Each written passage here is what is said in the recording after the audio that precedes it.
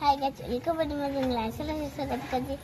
तो गाइस आज राति रे वीडियो करार कारण होची कि आपनकर भल पाइबा जागु 1K जाईची।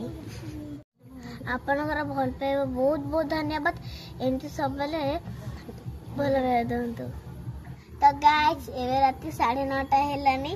तो एबे आमे एते राति हेलानी सेलिब्रेशन करि परियानी। तो छोटा केकटा जे चलन सेलिब्रेशन करिया। तो गाइस एबे केक आसी गलानी।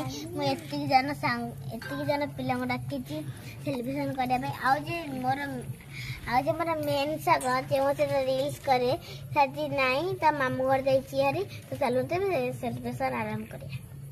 गेलु नाही करे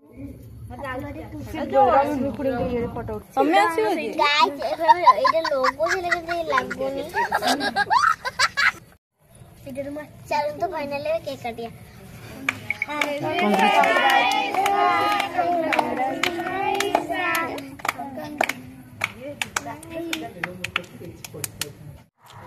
तो हाथ तो खुआई देबो तुम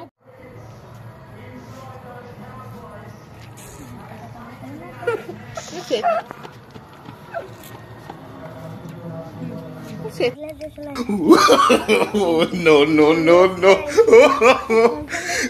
तो गाइस अपन देखले तो केन सेलिब्रेशन करथिले। एमते बोल पे टाटा बाय बाय। फोन देखाबा आउटे ब्लॉग को टाटा।